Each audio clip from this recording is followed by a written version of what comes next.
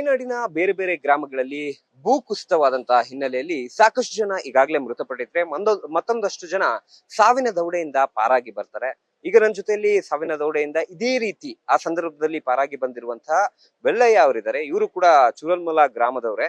ಅವ್ರು ಏನ್ ಹೇಳ್ತಾರೆ, ಅವತ್ತಿನ ದಿನ ಹೇಗಿತ್ತು ಅನ್ನೋದಕ್ಕೆ ಸಂಬಂಧಪಟ್ಟಂತೆ ಅವ್ರನ್ನೇ ಮಾತನಾಡಿಸಿ ತಿಳ್ಕೊಳ್ಳೋಣ. ಸರ್, ಅವತ್ತಿನ ದಿನ, ಅವತ್ತು ಏನು ಭೂಕುಸಿತ ಆಗುತ್ತೆ, ಅವತ್ ನದಿಯಲ್ಲಿ ಎಲ್ಲ ಬೆಟ್ಟ ಗುಡ್ಡ ಮಣ್ಣು ಎಲ್ಲ ಬರ್ತಾ ಇರುತ್ತೆ. ಆ ಸಂದರ್ಭದಲ್ಲಿ ನೀವ್ ಹೆಂಗೆ ಬಂದ್ರಿ ಈ ಕಡೆಗೆ?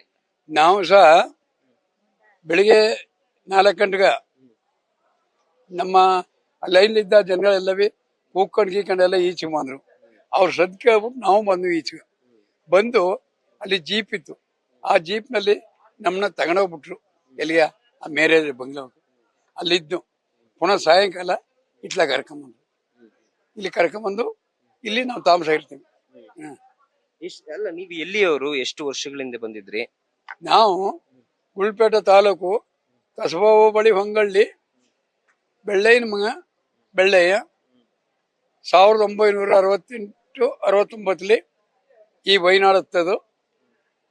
ನಾವು ಟಿ ಎಸ್ಟೇಟ್ಲಿ ಕೆಲಸ ಮಾಡ್ತಾ ಇದ್ದೆವು. ಇಬ್ರು ರಿಟರ್ನ್ ಆದವು. ಇಬ್ರು ರಿಟರ್ನ್ ಆಗಿ ಈಗ ಬಾಡಿಗೆ ಮನೆಯಲ್ಲಿ ಇದೀವಿ. ಈಗ ನಾವು ಮಣ ಇದ್ದದೋ ಇಲ್ವೋ ಎಂಬುದು ನಮಗೆ ಗೊತ್ತಿಲ್ಲ ಅಷ್ಟೇ.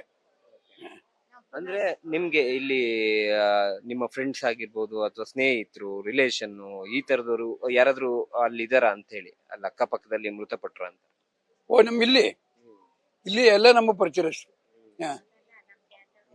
ನಮ್ಮ ಜನಗಳಿಲ್ಲ, ಮಲಯಾಳಸನೇ ಫ್ರೆಂಡ್ಶಿಪ್.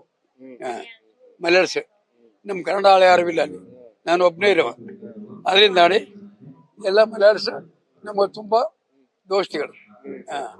ಇಲ್ಲಿಗೆ ಬಂದು ಎಷ್ಟು ದಿನ ಆಯ್ತು? ಎಲ್ಲ ವ್ಯವಸ್ಥೆ ಇದೆಯಾ ಇಲ್ಲಿ? ಮಂಗಳವಾರ ಬಂದು ಇಷ್ಟಿನ ಗಂಟೆ ಇಲ್ಲಿ ಇದ್ದೀವಿ. ಎಲ್ಲ ಸೌಕರ್ಯ ನಮ್ಗುಂಟು. ಊಟ, ಕಾಫಿ, ತಿಂಡಿ, ಮಣಿ ಕಳಕ, ಒದ್ಕಳಕ, ಹಾಸ್ಕಳಕ ಎಲ್ಲ ಕೊಟ್ಟದ ಗೌರ್ಮೆಂಟ್. ಎಣ್ಣ, ಸೋಪು, ಅಲ್ತಿಡ ಬ್ರಷ್ ಎಲ್ಲ ಉಂಟು. ನಾವಿಲ್ಲ ಅಂತ ಹೇಳ್ತಾ ಇಲ್ಲ. ಇದಿಷ್ಟು ಬೆಳ್ಳಯ್ಯ ಅವರ ಮಾತು. ಅಂದ್ರೆ ನಾವು ಈ ಸಂದರ್ಭದಲ್ಲಿ ಅಂದ್ರೆ ಆ ಒಂದು ಭೂಕುಸಿತವಾದಂತ ಸಂದರ್ಭದಲ್ಲಿ ಅಲ್ಲಿಂದ ಪಾರಾಗಿ ನಾವು ಬರ್ತೀವಿ. ಅಂದ್ರೆ ಯಾವಾಗ ಅಲ್ಲಿ ಸಾಕಷ್ಟು ಭೂಕುಸಿತ ಆಗೋದಕ್ಕೆ ಶುರುವಾಗುತ್ತೋ ಆಗ ನಾವು ಹೊರಗೆ ಬಂದು ನೇರವಾಗಿ ಕಾಳಜಿ ಕೇಂದ್ರವನ್ನ ಸೇರ್ಕೊಂಡ್ವಿ. ಇಲ್ಲಿ ಎಲ್ಲಾ ರೀತಿಯ ವ್ಯವಸ್ಥೆಯನ್ನ ಸರ್ಕಾರ ಮಾಡಿದೆ ಅನ್ನೋ ಮಾತನ್ನ ಬೆಳ್ಳಯ್ಯ ಅವರು ಹೇಳ್ತಾ ಇರುವಂತದ್ದು. ಕ್ಯಾಮರಾಮನ್ ಚಂದ್ರೇಶ್ ಜೊತೆ Sandesh, news first, Wayanad. News first, ನಿರ್ಭೀತಿಯಿಂದ ನಿಮ್ಮ ಪರವಾಗಿ.